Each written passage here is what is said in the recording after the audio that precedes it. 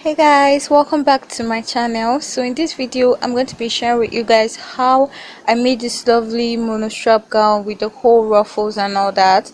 Okay, so in my previous video in this channel I showed you guys how to do something similar, but it involved some calculations and all that. Okay, so this video is going to be much more easier and simple. Okay, no calculations, not too much calculations involved. So do not forget to subscribe to my channel and let's begin this tutorial.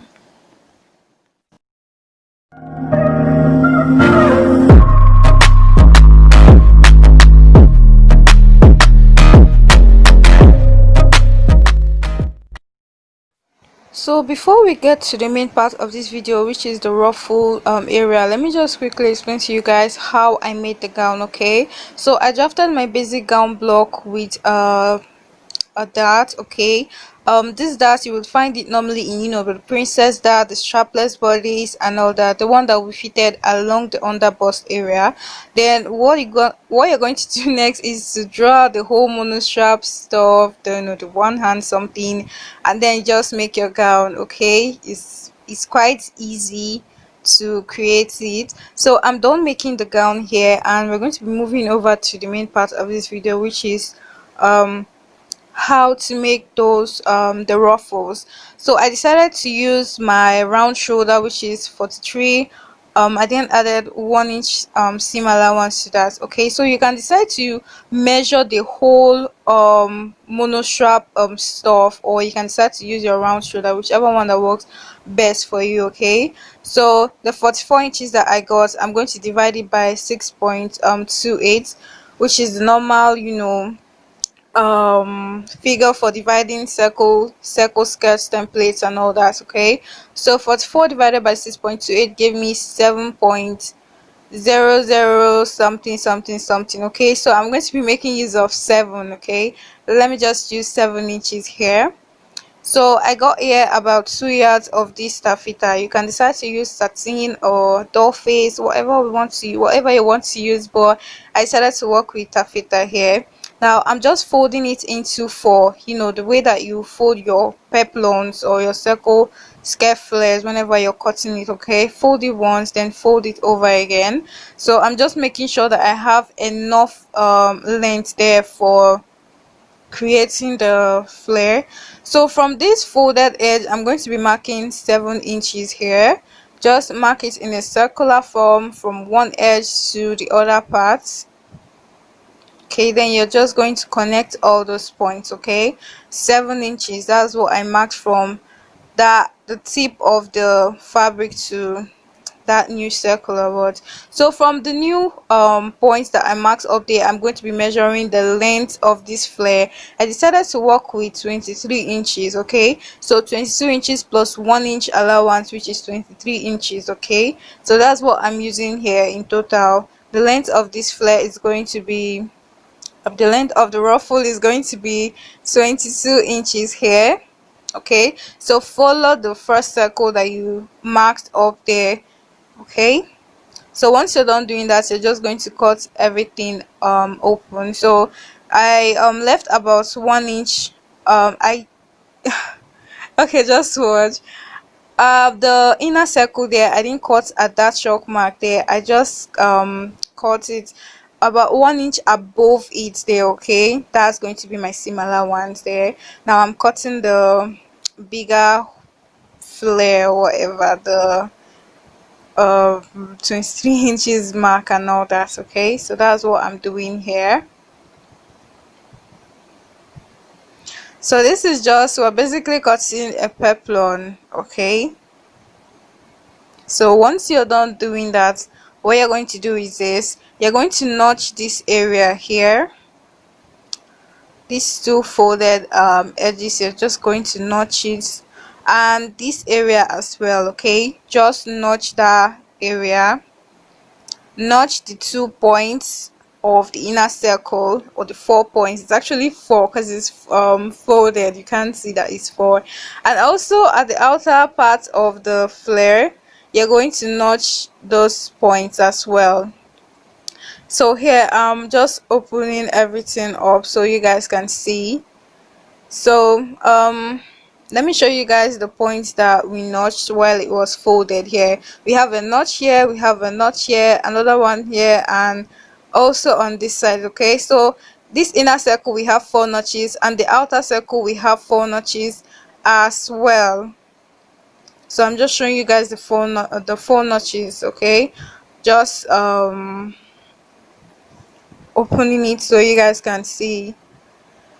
So what I'm going to do is this: I'm going to be splitting the center back area. I just picked a part for the center back area, so I'm cutting from one notch along the outer side of the circle towards the inner side. Okay, match up 2 notches there and just cut it. This is going to be my center back area where my zip is going to, stay and all that. So you can, if you want this stuff to have a puffy effect and all that, you should iron interfacing on it, which is what I'm going to do soon. Okay, iron interfacing on your own, but it's actually optional, but I just wanted mine to be puffy and stand well on my shoulders. Okay, so when you're done ironing your interfacing, what you're going to do is to be closing up the center back area. Okay, we're going to be closing up the center back area, and what I'm going to do is this: I'm going to be placing it right sides facing each other. Okay, so pick up the part of the inner circle, that part of the inner circle and the outer circle area, match it up. Okay, and just pin it.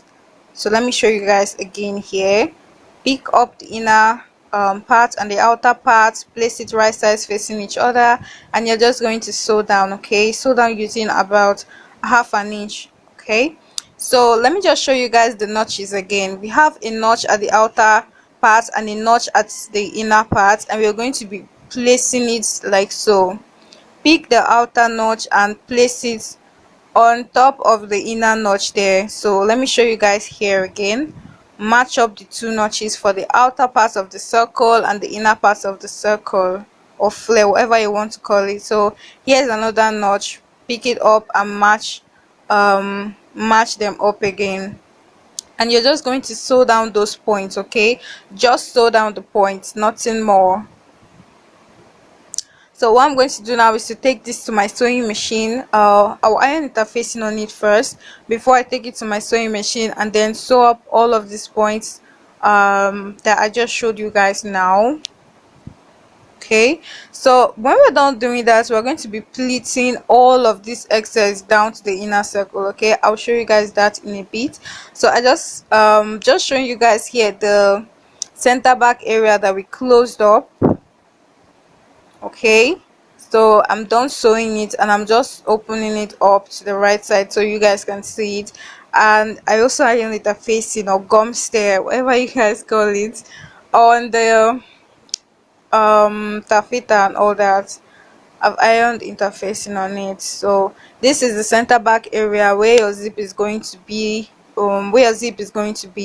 and you see those points that I showed you guys earlier, matching up the inner notch to the outer notch. I went on ahead to sew down at those points there, which is that. So here's what we're going to do. You see this excess that we have here along the outer circle, we're going to be pleating all of that towards the inner part. Okay, same with this side, we're going to be pleating all of this excess down to this inner part here. That's what we're going to be doing here, so that we're going to have that puffy effects, that fullness and all that. So I'm just going to be starting with this place closer to the center back area, and as you can see, I'm pleating it. Okay, so you have to really take your time here and pleat the whole thing. Pleat the excess that we have just down to the inner circle, just pleat it. So when I say inner circle, I mean the inner part of this circle template or flare and all that. Okay, so don't get confused. Okay, so I'm just pleating everything down.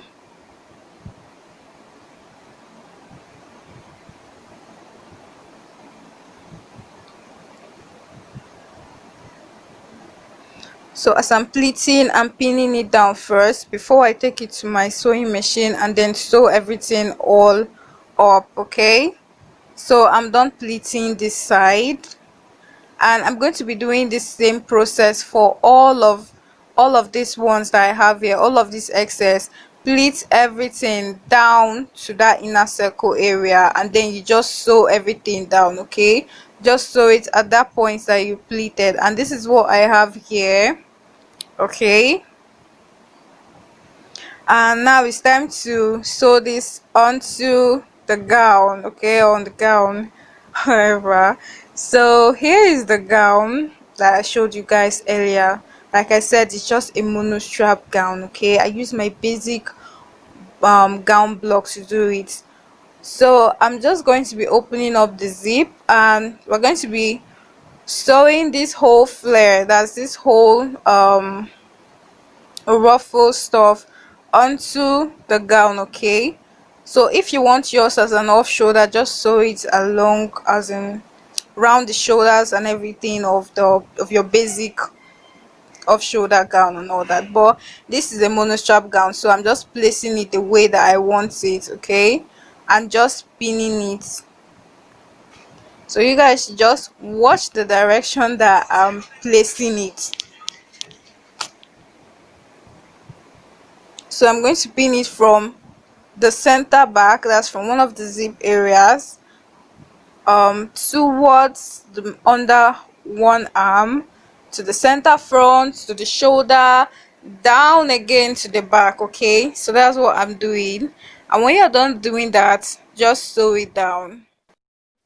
You should have something like this when you're done sewing, and right now it's not looking puffy or anything, it's just flat.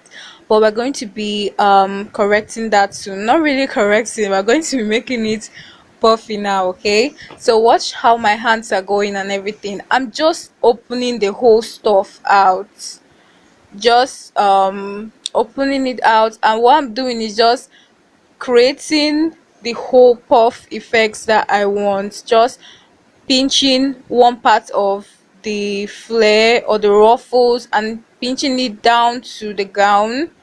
Okay, you can just decide to pleat it a little inside there or just pinch it down. So I'm just opening up the flare, just open it up, and then pinch it down to the gown there, and I'm just going to use my pin and just hold it down there. Okay, now moving over, we just open it up, pinch it down, and then I'm going to use my pin and just hold it down there. At that point, just whichever way you want your ruffles to go, now is the time for you to just create the whole effects and all that. So open up the ruffles, pinch it down and all that. That's exactly what I'm doing, and this is quite similar to what I did in my other video, the one that I made as an off shoulder. Okay, so this is it now. As you can see, it's looking puffy and all that. So what I'm going to do now is to take my needle and thread. Okay, use your needle and thread and sew down all of those points that you pinned down. Okay, using a needle and thread, please, not your sewing machine. So once you're done doing that, you should have something like this, and it was so lovely at the end.